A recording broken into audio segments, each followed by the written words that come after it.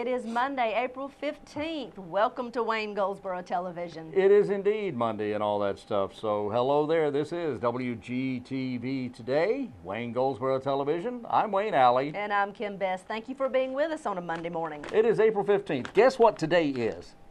April Fools. Just kidding. It's tax day. Taxes are due today. Well, that's true too, but today is also the average date of the last frost in Wayne County, which means go ahead and start planting things. Oh boy, let's dig that garden. Woo, get your hands dirty and all that. So spring is here. Yeah, while you're filing your taxes. Yeah. What you do. True. Okay. True.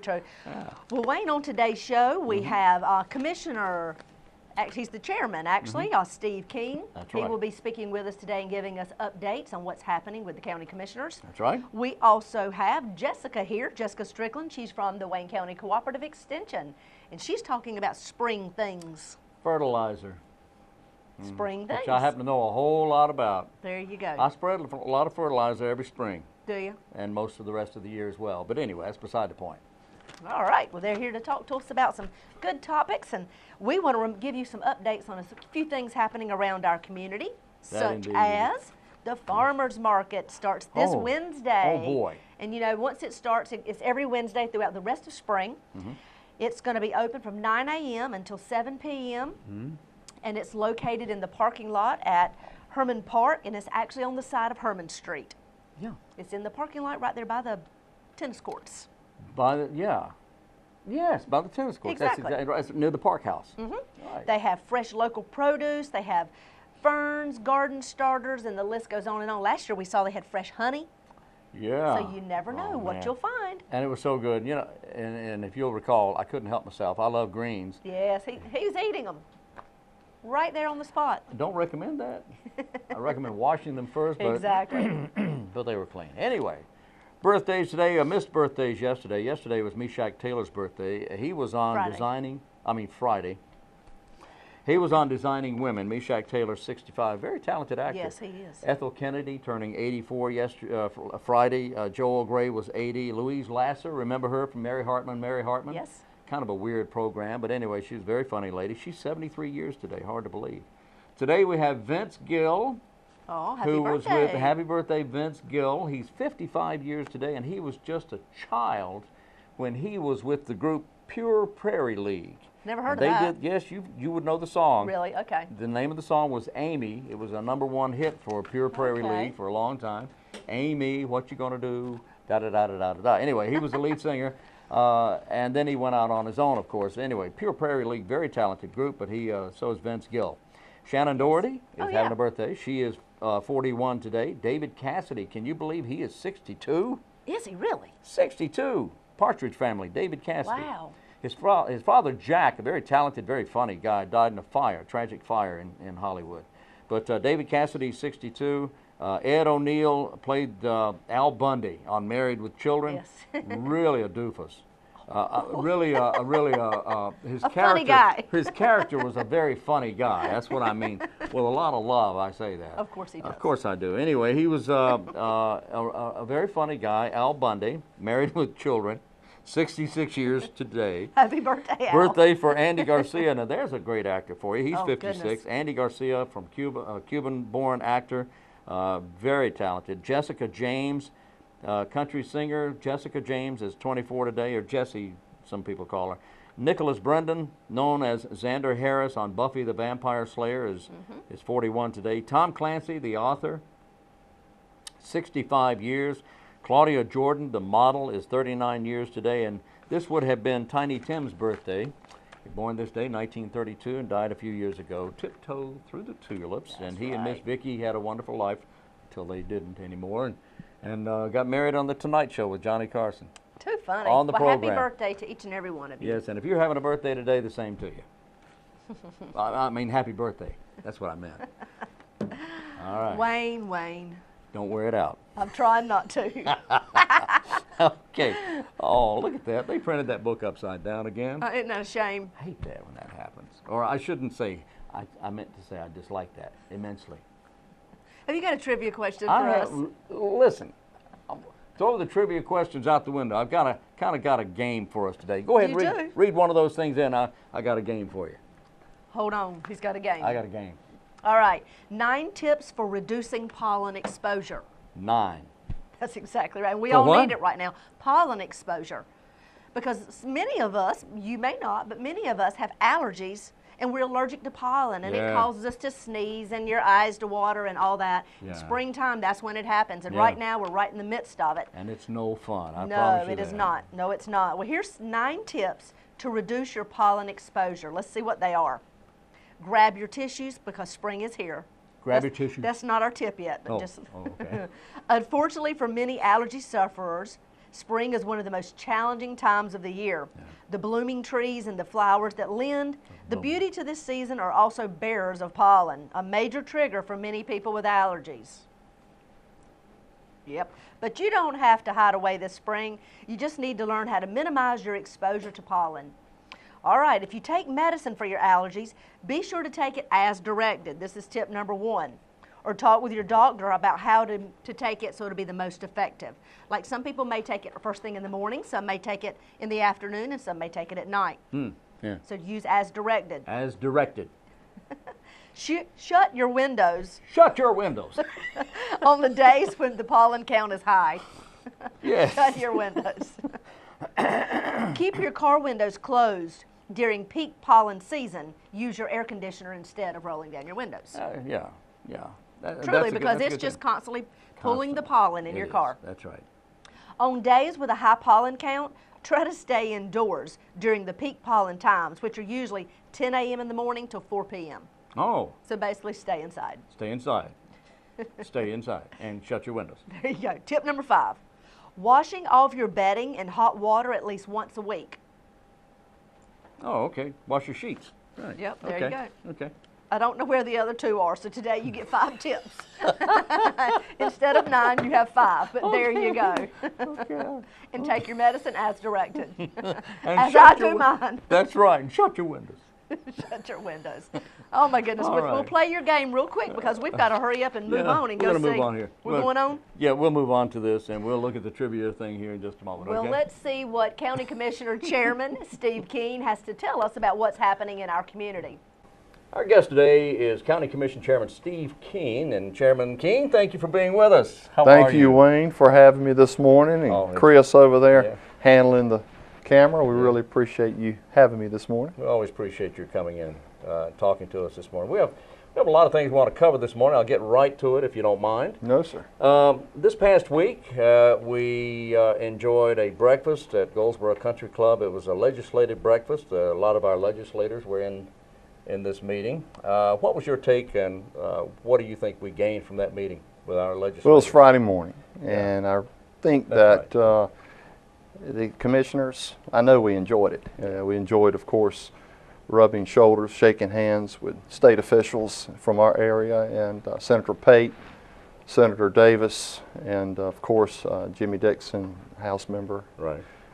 Those 3 came and shared a lot of information with us in Raleigh. We shared a lot with them, and from the county's point of view of how we feel that the county may want to move in the future, and how they can help us in Raleigh. Yeah. It was very beneficial. You know, we covered a lot of ground, everything from, and in fact some of our department heads spoke at the meeting, and they let our legislators know what was going on in their own departments. I know, well, just different departments spoke. Now, and this was a very positive meeting. Do you feel that our legislators will be able to help us out with some of the issues that were brought to them? Oh, sure. They were really sensitive and welcoming all the comments, in particular the department heads. Yeah. I think they'd rather hear that than from the commissioners. Yeah. Politician to politician, I guess these are troops on the ground, and these department heads had some real good subjects that is going to affect our county, the budget, their budget line, their bottom line. So we gave them what we felt like is applicable for Wayne County, and saving the tax dollars, and for those guys to get back up there and really push for what we were looking for. Yeah. And the one subject matter was course, Seymour Johnson Air Force Base, Yes. the BRAC, and having the paperwork, all the resolutions, everything from just not the county, but from the state level, moving up to the federal government. The other was infrastructure, of course, which we bring it back down to a state level and looking at DOT projects, particularly the 795 40 corridor connector, making that an interstate shield. We wanted to make sure that we got that on the front burner and make sure that, as I said in the meeting, that Martin Lancaster and Andy Anderson, there was a lot back 20 years ago who made that happen from Wilson County down to Wayne County, but we certainly need to move it on down through Duplin, Sampson, get down to Brunswick, get into those ports. And the legislators that attended the meeting seemed to be very receptive to that. They're very positive about that. And we have to have, of course, TIP. We have to have some addendums put together by the MPO, and we'll get that taken care of and get it to the state. And Secretary Tate take it and give it his blessings, and the House and the Senate members are all supportive.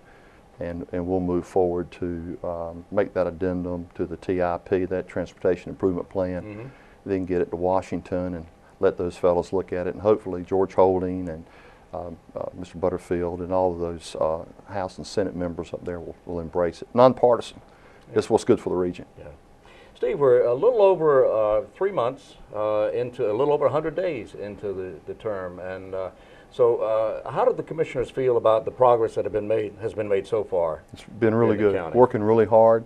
They do wish I would quit calling them for meetings, but it's a big fire hose. But this particular month was a little special. It's County Government Month, right?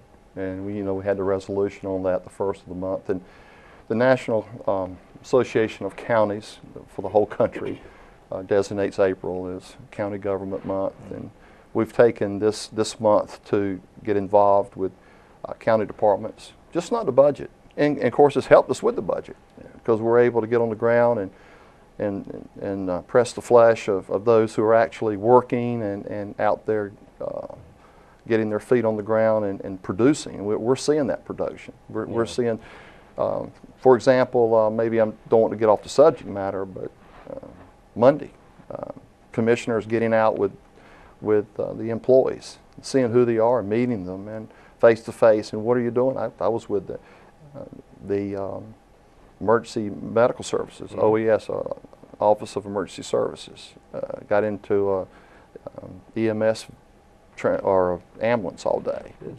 Rode that all day, and with Jason and Brandon, and we had a great time. There was like 18, 19 calls just on that one vehicle for 24 hours. My goodness. And I was with them for about 9 hours and then enjoyed the day. Learned a lot, learned how important 911 was. Because this month, this County Government Month is all about the creating safer communities. So with that in mind, I wanted to find out what the EMS was doing. Will all of the commissioners be participating in this, going to the different departments and such? Sure. They're wide open. They're going around and doing the same as I'm not sure. I know that Tuesday I was in the helicopter, the sheriff's helicopter with 2 deputies, John Denny and Tom Parker, and Captain Parker. And we went up and looked at the infrastructure of the county. They took me up and I was able to see 95. The 795 connector that we just spoke about, where that's going down 117. I was able to look at the 70, the new 70, and sort How's of that where coming along, by the way? Really if you don't mind my doing well. We're still on schedule for the fall of 15. We wanted to look at the interchanges and just get an overview. Went over to the Progress Energy Duke plant, flew over that, and looked at. Here we go from a $300 million tax base to a $900 million tax base for the county. Glad they stayed. That's wonderful, yes. And of course, we spoke yesterday in our facilities meeting about the Wayne Correctional, and you have Noose Correctional, and then we have Wayne Correctional, and Wayne Correctional, of course, we all know is being looked at by the governor, and to do away with that. And if that happens, then certainly we're interested in it as far as a jail. So we flew over that and looked at that. Went over to the solid waste site. Looked at the new sale that we've got there, and how solid waste is doing. These guys are doing a great job. We want to see it from the air. So there's a lot of proactive on the part of the commissioners, proactivity, seeing what's going on in the county. The perspective that you're looking from the sky gives you a better idea, I suppose, of the landfill, what's going on there, the facilities, other facilities as well. Yes, you can get so much in about 35 minutes. Mm-hmm. That all of a sudden, instead of just papers, you're looking at, you're getting a 30, I would say 30,000, but it's not there. We were up about 500-600 feet. But you can still, as you move across Wayne County, you start seeing the ag. You start seeing the farmers and what they're doing. You're starting to see the planning, the stage. What we're in the planning stage now. So you're seeing those farmers, you're seeing those fields, you're seeing the trees, you're seeing the wetlands for environmental purposes. Doing a land use plan, you know where the trees are, it's generally wet, where it's cleared, it's farmed, where it's roads. Then you have developments, subdivisions. You're looking at subdivisions and how well planned they are. It looks great on paper. Mm-hmm. As being on the planning board, you can look at these plats. But when you see it from the air and you see these yards, the gardens, and you see how people take care and the quality of life that people have from the air, it gives you a whole other perspective of really how great Wayne County is. And then, of course, you see your villages, you see your livestock, you see how everything that you are talking about from day to day or week to week in the county as far as planning and governance, you're actually seeing it all in about 35 to 40 minutes. And you're seeing it at a slow speed, so you're not moving but about maybe 60, 70. Uh-huh. Well, that's an asset too with the helicopter, because we did get a call over in Eureka, and they were over there before the ground troops were over there looking at a 911 call, and they were over there in about 6-7 minutes. And wow. Then, so it's pretty impressive. That is impressive. That is impressive. The county's growing, and the county's growing at a great rate. What do you see happening in the next year or 5 years here in Wayne County as far as growth? I know the highways are going to play a part in that. Well, on this watch, this 4-year watch for all the commissioners, we're going to see the highway completed. We're going to go through a BRAC. Mm-hmm. We're going to see traffic patterns move around to the north. We're going to see interchanges as long as we can get the infrastructure, gas, water, sewer. We're going to see that. We're going to look at, hopefully, interstate quality highways in the next 10 years. Certainly hopeful that we could see something by 2020. Growth, we need jobs. We need industry. Economic development was showing us at our board meeting, WCDA, the Wayne County Development Alliance, was showing us just the state and how little eastern North Carolina has grown with job producing industry. Manufacturing, everything is generally west of 95. So we're having to look at the tax base. Yesterday was our facilities meeting that was supposed to have been from 11 to 1. It was from 11 to about 3. And so we had quite a bit yesterday, and of course you guys take that. We'll be showing that on TV quite a bit. Well, let me ask, I'm going to ask you straight up. There's a lot of growth in Wayne County, and we're talking about the highways and how the growth is moving to the north. A lot of improvement coming to the county, and as a result of all that growth, the county will have to, of course, build and grow, and there's going to be an expense involved with a lot of this growth. How are we able to cover that expense, especially now with the situation in Washington and across the country with the sequestration and with the economy in such a shape it's in? How will the county handle this, and how will we pay for what we have to pay for to grow? First of all, the government has to understand where the spigot was cut off. We have to identify that it's on the federal side, and then we have to identify that what they are going to give the state. And then, of course, we have to also identify what the state has and what they're cutting back.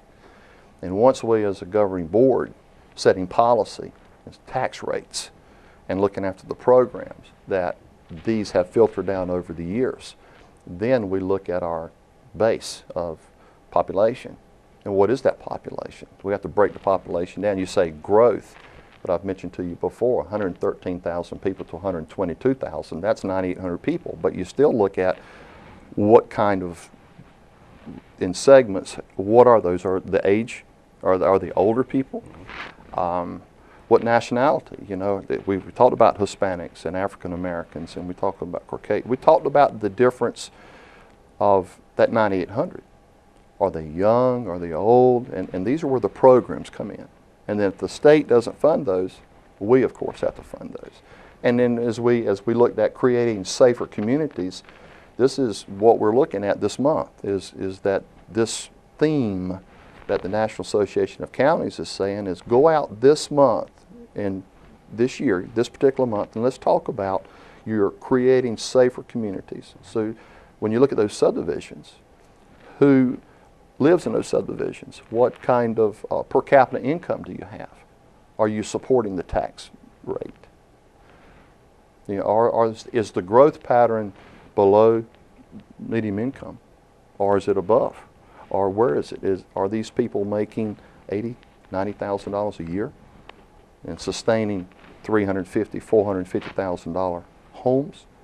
You know, that's your tax base, and if you don't get that tax base and can't create we've got those programs that have been created, you can't sustain them.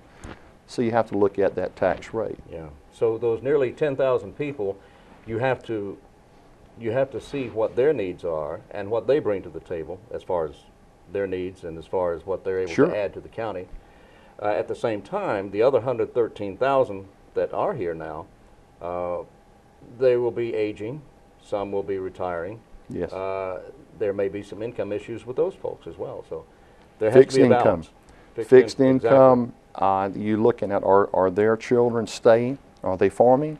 Or if they don't have farms, are those children staying and sustaining themselves with high dollar jobs? Is the job market here? So they leave. And then you look at, well, who stays and what do they do? And if they have kids, you have to educate those children. I mean, you think about if something happened to, we were talking about sales tax dollars yesterday supporting schools, sales tax receipts, commercial. And if you lose those sales, those retail sales, there goes your sales tax receipts. If sales tax receipts go down, then you've got to subsidize these schools. And how do you do that? Well, the only place you can go is property tax. Right. So we don't want to do that because you have a number of people in the county that are growing older and they're on fixed incomes. Right. And they're leasing those farm plats. And the farmers, it's expensive for them to buy the fertilizers and I mean all this everything that a farmer does, it's expensive to run a farm. And you can get just so much per acre if you're leasing your farm. Your kids aren't here, they've left, and you're leasing it, and are you going to lease it for $65, $85, $100 an acre? I mean, what are you going to get for that? There's just not but so much, and you don't want to tax that because the more you tax that land, the higher they have to get, and the farmer just can't continue to pay that. Well, we are an agricultural community. Absolutely. We're very proud of that fact. We're very high in producing agricultural products across the country. We're in the top 4 or 5 of the nation. Yes. As far as our production in agricultural products. And I think you'll see that in our commissioners is that it's good that we have the 6 districts and then one at large. Yeah. It's because you have a commissioner really is that for my district it's all rural. I have no municipality. So my thinking is your livestock and your row crops and then you have another commissioner that might be the same issue. But our constituents are telling us, this is what it's costing, this is what we're having to pay. The farmers are, and so you have to sort of stay focused for what your constituents have voted you to do, and then you bring that to the table, and everybody brings their to the table, and we sit there, and we might not agree at the end of the day, but I think when decisions have to be made, it's for the best of the people in the county. Over the last few weeks, we have had several of the department heads come before commissioners and describe their position, what they do in the county, and what their departments do in the county. In fact, I believe we went through all of the departments. What did the commission garner from these informative sessions? Well, who they are, who these people are, who their families are, to find out what they actually do. It's easy to look at a line item and say, okay, you've got solid waste, so much money. Well, what does that entail? How many people? Well, we have so many employees. Yeah, but who are those employees? And then you go out there and you're able to see EMS. You see who these people are running 24-hour shifts. You know how focused they are. They are focused. They're laser sharp. So as we go around the departments and listen to the county manager, that we set policy. He carries those policies out. But he has all these people working, and if you've got one of your top 3 employers of the county government, healthcare, and when you look at governance, healthcare, and then you add education, they're your 3 largest employers of the county. You got your public school and your colleges, so that's your education, and then your governance is what we're doing here in Wayne County with almost 1,000 employees. So you want to know who those employees are. We had our luncheon last week. We were able to meet with those folks and sit down at the table and talk to them and find out who they were. But the departments right now, it's very important that as we work on this budget coming up in less than 60 days, that we understand what we've got to do as far as funding and what they really need. All right. We don't have a whole lot of time left, but I wanted to ask you a couple of things. First of all, about since the new commission came aboard, or since the new board of commissioners came aboard, you have insisted on absolute transparency. The meetings are held. The board of commissioners meet twice a month, the first and third Tuesday of each month, in the mornings. How does that stand? Well, we're doing well, I think. We've certainly have a Barbara as our public information officer. Right. Making sure that the news of the county gets out with your help, and today with Chris and with Channel 10, and I guess it's WGTV. That's it, Wayne Goldsboro Television. So it's a collaborative effort between the county and the city, and we're working very well with that too, by the way. Well, yesterday we had our facilities meeting and we filmed it. All of our work sessions are filmed, Wayne. How much more transparent can you get? I mean, if you want to know what the Wayne County Commissioners are doing in their work sessions, it's never been done before in Wayne County. It's on it's on Channel 10. So we're open for any question that might come before us. But we're doing all we can to inform the people of Wayne County, not who we are, but what we're doing. All right. That we move forward, and we want everybody to certainly understand what we're doing. All right. Well, any final words? We're about out of time here. Anything you'd like the citizens to know? That we've got a great county. We've got a wonderful county. There's a lot going on. You see that from the air. And in a lot of counties, they're not as fortunate as Wayne County. The Lord's blessed us, and He's going to continue to bless us. We're a good county. I'm telling you, it's exciting to live in Wayne County, and it's exciting to live in Eastern North Carolina. And we're just going to work really, really hard to make sure that we stay at the table every way that we can to watch those funding arms and be a part of all the decisions right now in Raleigh and hopefully in Washington, that we'll have a place at the table. Wayne County people can be assured of that. Excellent. County Commission Chairman Steve Keene is with us twice a month. We appreciate you being with us. Thank you, Wayne. Thank you so much. Yes, sir.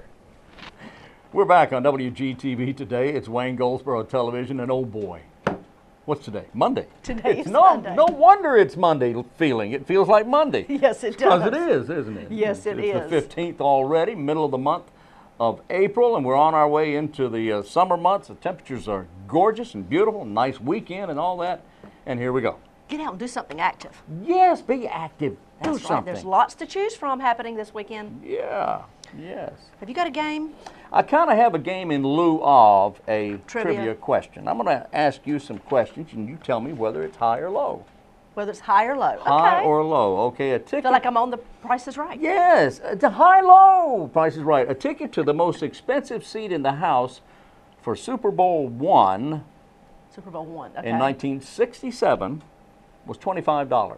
Is that high or low? $25 for a Super Bowl game. Was it actually lower or higher than that? Low. It's too low. $25 is too low for Super Bowl I. I don't know. I'm The just highest guessing. price ticket, I know. The highest price ticket for the best seat in the house in 1967 for Super Bowl I was $12. Whoa. Whoa is right. Boy, has time changed. Question number 2. Okay. Edgar Allan Poe received $500 from the New York Mirror for the poem The Raven, Yes. Nevermore. When it was first published in 1845. Did he receive $500 or more than that or less than that?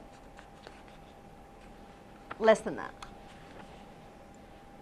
He received $10. Yay. He got $10. Now that would be about $200 in today's money. Right, right. Okay, $10. Good. Okay. You're So I'm batting one for one. 500. That's right. The first Ford Mustang in 1964. Yes. Yes. Was $2,368. Is that too high or too low? That was what year? 1964? 1964, the first Ford Mustang, 1964. Priced I at- wasn't born yet, so I'm just thinking. Well, then we can skip that question. Just kidding. Let's see. It's all right when I was a year old. Let me think about that. Just kidding. $2,000? $2,368. That still seems a little low. Well, it does, doesn't it? But Yeah. that's right on the Is it money. right on the money? Right on the money. That's what Okay. you could buy a new Ford Mustang for back in Wow. 1964. $2,368, and they sold 700,000 models that year. The first year. Interesting. Yeah, Interesting. Okay. that's exactly right. I've Okay. lost 2, only got 1 right. Presidential salary. George Washington's salary as president of the U.S. was $10,000. Now, of course, President Obama's salary is $400,000. Okay. President Washington's $10,000. Is that right? Is it too high or too low? I think it's about right. Well, actually, it's a little low. Is it a little low? Yeah, Okay. the first president, George Washington, received a salary of $25,000 a year. Oh, it's quite a bit low. It was quite a bit low, but at the same time, $25,000 in 1789. Right, is how much now? I'm not sure exactly what that would be now, but it was a lot of money. A lot of money back then. Of course, now he had a lot of sacrifices. Martha gave up her silver set, and anyway, he gave away a lot of things. But $25,000. Now, number 5, the cost of a Barbie doll when it was introduced in 1959, Barbie doll, Okay. $6.99. Is that high or low? High. That's right. You could buy one for $3. That's what I figured. Yeah. I mean, my goodness, now a regular Barbie's what, like $20, 25 maybe? I don't know. Now, I mean, we have your fancy specialty ones that Yeah. the price goes on up, but Yeah, you fancy schmancy. yes. Yes. The price of a ticket to Woodstock in 1969. Ah. Woodstock, 1969. Uh-huh. $6. Is that high or low or just right? About right. I don't know. That's exactly right. Is it? That was the All price. right, woohoo. At one point, however, the crowds got a little out of hand, so they Oh. just started letting people in. Then you have to pay a thing. That's right. That's right. Of course, the people that were getting in free really didn't even know it. You know, they We just- won't even go there. Alaska, the state of Alaska, purchased from Russia in 1867 Okay. 2 cents an acre. Is that right? 2 cents an acre? In what year? 1867. 2 cents. Yeah, they call it Seward's Folly then because everybody laughed. Who wants that place? That's too cold. There's nothing there for us. Let's say that's about right. Alaska in 1867 was purchased for 2 cents an acre. Very Yay. good. All You're right. right Getting on good at target this here. guessing Yeah, game. this is good. And number 9, a 3-minute phone call from New York to Los Angeles in 1917, Okay. $1.25. Sounds a little high.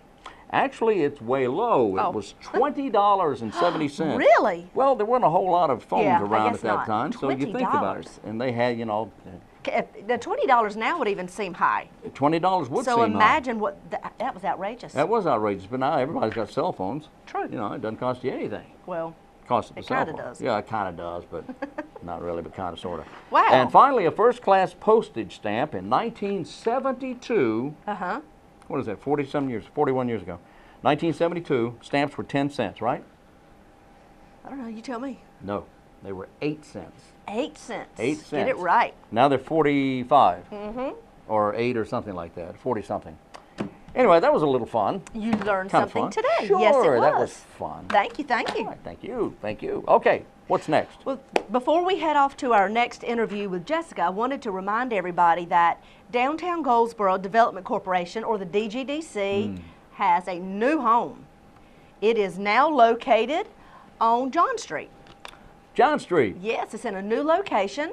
And if you want to stop by at any time, they would love to have you come in and take a quick tour of their building. And of course, that is purchased on the nonprofit end of Downtown Goldsboro Development Corporation. Right. But they'd love to see you there. But they also have something now called a mobile app. So if you have a smartphone, you can look up DGDC or Downtown Goldsboro, and that app can go straight to your phone, especially on Apple products. And you can stay connected what's happening downtown Goldsboro with local news and business information.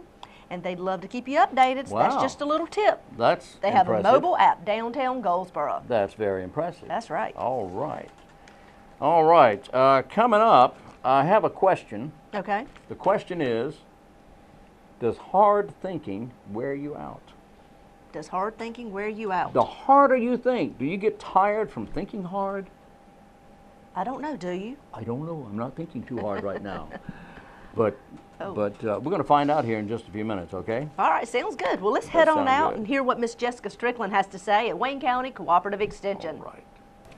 Our guest in the studio today is Jessica Strickland of the Cooperative Extension Service. You're the horticulture agent there, right? Yes, I What does am. that mean?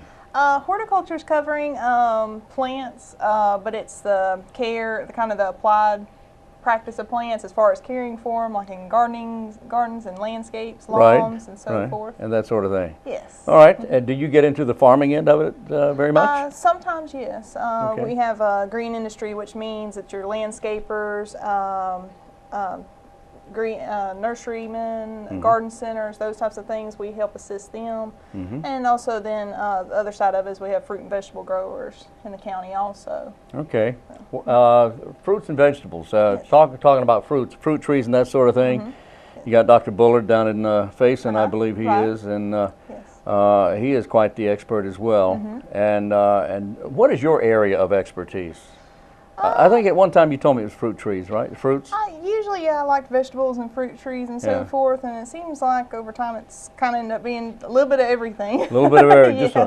what they call a mishmash. Yeah, and I think All right. that's one of the things I like about the job is it's always something different, and you're always learning something Yeah. that I didn't know before. Right. So, All right, well, good. And so as far as everything is concerned, everything is blooming. yes, it's starting. Yes. Yeah, we're very fortunate, knock on table, that we haven't had a killing frost necessarily. We've had Right. some cold weather, and we didn't necessarily have a killing frost. Yeah. But and people were concerned about their azaleas and such, but isn't it Right. true that if the buds are real tight, that you can get a little bit of frost and it won't hurt them? Yeah, usually if those flowers are still protected somewhat with the buds still surrounding it, like you said, if they're closed tight, then they're going to have some protection if there is a Right. frost. Right. And luckily, like you said, we've not had a heavy frost. It seems to have been a long, drug-out winter as far as just cold temperatures, but we've not had a major killing frost here, recently. All right. Well, that is the good news, and there's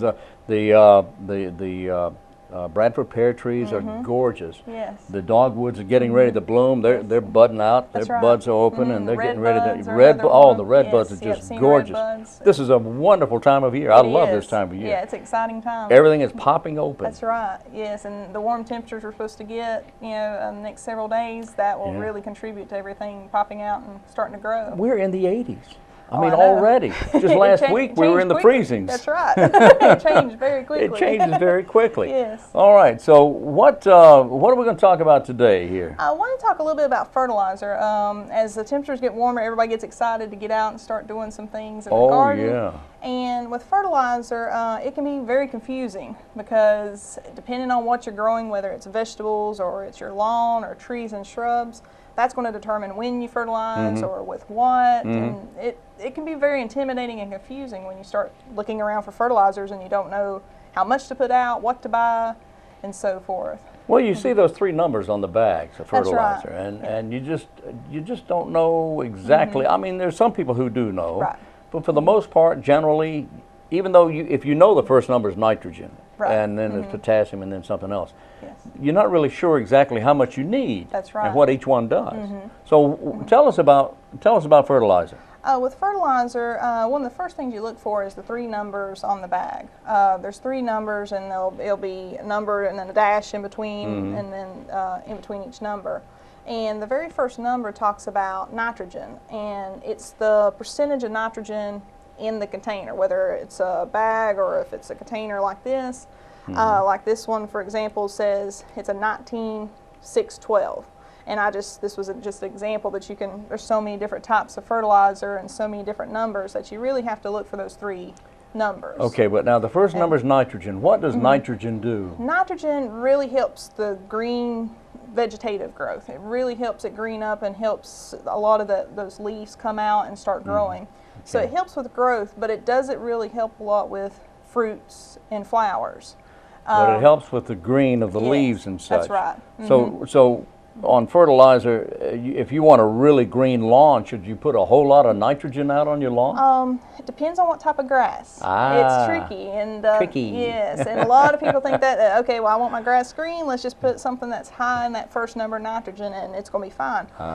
We have one type of grass in particular, centipede, that a lot of people grow around here, and centipede doesn't really like nitrogen. It actually suffers more when there's more nitrogen put out. Okay. So, but Bermuda loves nitrogen, and as you fertilize it, the more you fertilize it and higher in nitrogen, you're going to be mowing a lot. It loves it. All right. But centipede's one that you have to be careful with. Okay. And we actually recommend, not a lot of fertilizer for centipede and very low in nitrogen. There you go. And so it's I guess the care and feeding of centipede grass is really less care and feeding than you would normally give to it. I think a lot of times what I see is if people would cut back on fertilizing, and then you find that they fertilize it too early or too late, and what you're doing, you're encouraging a lot of growth in the lawn when you fertilize too early or too late, and if it's too late, it's trying to get ready to go dormant for the winter, right? And you can have more injury then, cold injury. Okay. Early means that it's getting started too soon, because really our warm season lawns, grow best and are most actively growing in the summertime. Centipede grass in some areas of the country is actually a weed, isn't it? In some cases it can be, just like Bermuda, a lot of people refer to it as wiregrass, and they consider it a weed, and so forth. So there are some grasses, that are considered weeds. So depends on, the person and where it's located. Exactly. I was told that if there's something growing where it doesn't normally grow or doesn't need to be growing or shouldn't be growing, it's a weed. Yes, That's it is. So it could be a tree in the wrong place, and that's considered a weed. So. Now you brought you brought a jar of fertilizer or a bottle of fertilizer with you. Tell me about this. With this fertilizer, and if we can get it in the camera there, you can see, and like I said, this was just an example, and this is, it says 19-6-12, and you can see out of all the advertisement, everything about this fertilizer, that's tiny, tiny print to find those 3 numbers. And it takes a little bit of time to look. That says on the side. Now that's an Osmocote bottle, and that's a brand name. It is. It's a brand name, and that's one of the things that if you kind of start shopping around and you look for those 3 numbers, you can kind of start comparing and shopping, because there's a lot of different brands out there, and you can kind of compare and, price them and decide what you want. So what we're looking at here, the 3 numbers, and there's going to be 3 numbers on all bags of fertilizer. That's right. It has to be on there. Even if there's no, if there's nothing in there, it might say 20-00. That's right, exactly. Yeah, it has to be 3 numbers. They have to have 3 numbers. All right, now the first number is nitrogen. And the first is nitrogen. This one actually has it broken down saying the total nitrogen. And what it is the percentage. So out of this bottle, if it's 19 for nitrogen, that means 19% of this container was nitrogen. Okay. And then the next number, the middle one, is your phosphorus. Okay. And your phosphorus is here 6%. The middle number 6, so only 6% of that container is actually phosphorus. Right. And with phosphorus is a little different. You need it for fruit development and for root growth and so forth. Right. But phosphorus sticks in the soil. It doesn't really leave. And we find a lot of times in the office, people will bring their soil test in, their results, and it'll be very high in phosphorus because it doesn't leach out. Doesn't go away. It doesn't go away. Nitrogen's different. Nitrogen leach is the exact opposite. It leaches out quickly. So you almost have to always add fertilizer to get nitrogen in there. Okay. But this is where, a soil test can help you decide, do you need something high in phosphorus or do you need something low in phosphorus? It can help you so you're not adding too much to the soil and the environment. Okay. Then the third number. The third number, 12 here, is potassium. So 12% of that bottle, of that jar, is potassium. Yes. And what does that do? Potassium helps a lot with root development and also helps with, just like phosphorus, helps with the overall growth of the plant. But in particular, root development is one of the major factors there that it helps with. So is it phosphorus that helps winterize Potassium plants? usually does. I meant yeah, potassium, I'm sorry. A lot of times it's recommended for our lawns about September to add a fertilizer that has just potassium in it, and it will help establish roots and get it prepared for winter so it's more durable during the winter time, more tolerant of the cold. Oh, okay, okay. So potassium helps winterize. But now here in the spring, when we fertilize something, we want to talk about the three numbers. Yes. These are percentages. So if we have a 10-pound bag of fertilizer, let's say, and it's 10, 10, 10, that means you have 10% of each one of those. Yes. A 10-pound bag would be 1 pound of each. Right. If it's 20, 5, 30 out of 10 pounds, that means you have 2 pounds of one, a half a pound of the next one, and then 3 pounds of the next one, right? Yeah. Okay, and I got it. And probably, you know, as you're thinking of the math, like a 10, 10, 10, well, 10% of each of those, that's only 30%. So you're asking, where's the 70%, you know, what's That's the other right. 70%? What's the other 70%? It's filler, like this is an example of, this fertilizer is a slow release, so they have things in it to help it slowly break down, so it doesn't release too fast. Also fillers to help it, you know, spread easier and so forth. So there's a lot of, you know, we just call them fillers that it's in there to help it just perform better when it goes in the soil. It's like what you see on vitamin bottles, I guess, right? Yeah. Inactive ingredients. Right. Right? So they don't really do anything, but they help. Yes. Otherwise, you'd be putting it all out in one spot. Right, and also too, if too much gets out, it can burn your plants. So a lot of those fillers help with those, so we don't have to worry about it. So it's necessary. It's part of it. Yes. So when is the best time to be fertilizing? Now, you don't want to fertilize centipede. Don't want to fertilize your lawns quite yet. Quite yet, not as not we quite get yet. into May, June, July, those are really the times to fertilize your lawn. So maybe the end of April, but that's, you know, it's getting on the early side. Well, we still have time now. Oh, yes. May is still early. A lot of people want to is. jump the gun and That's get out right. there quickly and just That's go exactly too quickly. it. But you don't want to get out there too quickly. No. So you would not necessarily advise anyone fertilizing until, say, starting in May. I would say around May. Around May. And it's going to prevent from making the lawn more susceptible to pest problems, disease problems, those types of things. It does result in a healthier lawn when fertilizing at the correct times.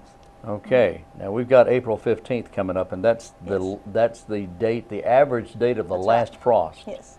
Or the it's latest the frost. average. That's the average. Yeah, That's we've right. sometimes had them as late as, you know, 1st of May or you Yeah. know, late April, and so it helps as a guideline. Yeah. And to give us an idea, but there's always a risk. Yes, You know, we never but the way know. things are looking right now, That's we're right. probably in pretty good shape. Yeah, it looks like we very well could be. So. Yeah, we're in pretty good Yes. shape here. So, all right. So we have now this particular jar of Osmocote. This on the label it says indoor and outdoor Yes. plant food. That would not be nearly enough to do your lawn. No, and by that's any one of the means. things too. When you shop, look for those 3 numbers, but Yeah. also look at what it's, you know, what is it labeled for. As far as this one, if you start looking at the back, it has about outdoor containers. Yeah. Let's see, right there. It talks Where about does it say that? talks about Oh, outdoor yeah. containers, Okay. beds and borders. So this is more for flowers and your indoor plants and outdoor annuals, perennials. Okay. It says young trees and shrubs, so it can be used for that. And you do want to look to see, and then too you can see that it has the measurements and it tells you how much, and that helps as a guideline as Yeah. to how much to put out. You really got to read the labels. Because you don't want to put too much. Right. You can get too much fertilizer and actually harm the plant, and instead. So you want to make sure that you do follow directions. When So you the add it. idea that, oh boy, I'm going to help this plant grow, Right. I'm going to put double Right. the amount It of doesn't fertilizer. work that Doesn't way. work that way, No. huh? Okay. Because you could burn it. Yes, right? you could. Kill it and all that. You really yeah. could. So read the label, be real careful about that. And just be use some common sense. Yes. Be a good steward of the environment, as our friend Lewis Howe used to say. Yes. And read the labels and do, just be smart about it. If you put on too much, you're wasting money, Really for are. one thing. And sometimes if you eventually get a buildup of too much of some of these nutrients in the soil, it'll actually kind of bind with the soil particles and not be released to the plant, where the plant can't even get it even though it's there. So there's a lot of disadvantages to having too much. Like the phosphorus. Yes. Okay. Yeah, you can get into where it like I said, it binds up and then the plant's not going to get it even though you keep adding more. Yeah. So, so when May rolls around, we should start in small amounts, fertilizing, possibly the grasses, but what else? Trees and shrubs usually early on, it's still time, just as they're starting to get that flush, just starting to get their growth and so forth is a good time, or usually right before that's the best time, but you can still go ahead and fertilize them now and give them that little bit of a boost. Trees and shrubs. Right. Okay.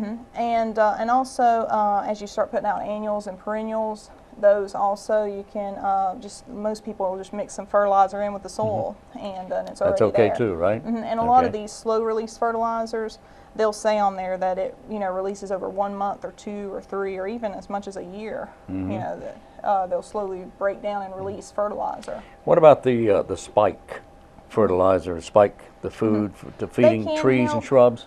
They can help. It's just a little bit harder for that to break down, just because if you have one spike in there, it's going to take some time for it to spread out a little bit, but they can work. That's a slow release kind of thing It's a slow anyway, release, right? yes. All right.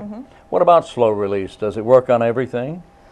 Usually where you don't see it as much as vegetable gardens. Usually you want a quicker release because your vegetables are not in the ground as long. That's right. And so usually you're looking at 10, 10, 10, something that's more water soluble, so usually in the big bags that you're spreading in your vegetable garden. I hear different horticulturalists saying different things about 10, 10, 10. Some say, well, it's just not a good combination for gardens, and some say, yeah, it's ideal for gardens. So what is your opinion? It really, what it goes back to is what we always preach is to get a soil test. Get a soil test? Yes, get a soil test, because if you don't need phosphorus, the middle number, then you need to find something that has a lower middle number, whether it's a vegetable garden, lawn, tree, shrubs, doesn't matter.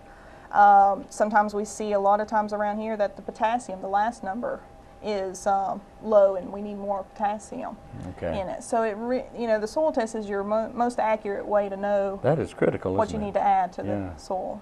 So if you get your soil test done, which is, how much does it cost to get a soil test free. done? What? It is free. What? Yes. Free? Yes. Okay. And you can even we can help you fill it out, and then once you have it finished, you can drop it off at our office, and we'll get it to Raleigh for you. You don't even have to pay for shipping. Wow. And you get the results back. They do it more through email now, but if you have any trouble, we can print the results for you and help you read them, make sense of them. That's great, and then that way you know exactly what you need to add to your soil. Yes, and they will give you recommendations of fertilizers to add based on your results. That is fantastic. Yes. Now, this time of year, there's so many things going on. There really is. So, are the Master Gardeners up and running in their... They are. We just finished a training class and boy. had 9 interns. They're going to be doing their internship this year and learning all about the program. And our Master Gardeners are also getting ready for their spring plant sale, which is April 20th. April 20th, Saturday. that's right. And it'll be from 9 a.m. to 1 p.m. and they have vegetables and herbs and shrubs and different things that they've grown and brought in, but also they've grown some transplants of vegetables and such to bring in too. And so it's a great way to support them, so they can be able to provide their gardens in the fairgrounds is where some of the money goes to, and to support the group to keep it going. All right, but now the Master Gardener thing, the Master Gardeners are running, and if you have a problem with your garden, with pests, or with disease of some sort, or even with pruning, which we don't want to talk about yet. We'll talk about that later on. Right. Just don't do any pruning right now. Yes. You call the Master Gardeners. Yeah, they have their plant and they clinic can help up and you with going. it. And it's Mondays and Wednesdays. It's 10 a.m. to 1 p.m. And their phone number is 919-731-1433. And you can even call and just leave a voice message, and they can call you when the clinic's open. So if you think of a question on Friday, you can still call and leave a message. And call and leave a message 24/7. That's right. Yes, 24 hours a day, 7 days a week, you can get a message to the Master Gardeners, and then when they're in there on Monday or Wednesday, they'll call you back with a solution to your problem. Yes. And that's free. It is. Wow. Yes. And you can bring samples, or we do have email, so that it's master.gardner@waynegov.com, and you can send pictures in if you've got, pictures of something. Master.gardner@waynegov.com. Yes. So you can send a picture. That's right. Email. Master.gardner, I love that, I'm going to use that. Master.gardner@waynegov.com, okay? All right, Jessica Strickland, 731-1433 for Master Gardeners, Yes. and your number is? 731-1525. All right, thank you so much for being with us. Thank you. All right. Okay, we're back on WGTV today. You know, Jessica's very sharp. She's got a lot of great information there. She is. And I will strongly encourage you, if you've ever even considered gardening or planting things, or you're taking your kids outside and playing in the dirt, it's fun, it's rewarding, and again, everything's not going to grow, okay? That's You're not going to be 100%. But Your green thumb don't start when you first begin. no, Got to work at it. You got to work at it, but it's so much fun, and I do hope you try it and enjoy it. And if you do get in a spot, they're right over here to help you. Jessica Strickland and the folks over at the Cooperative Extension Service at 731-1525. 731-1525. Okay. Excellent. I asked a question before we went to the last interview about thinking. Thinking.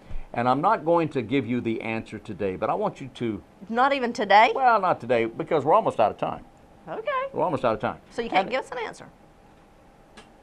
No, I can't. No. Okay. Okay, but I want you to think about it. I want you to tune in tomorrow Okay. and get the answer. Well, ask us Okay. one more time. Okay. The question is, and this is a serious question, and I have a serious answer. Okay. People who think a lot and people who think really, really hard, of course, that leaves me out right there.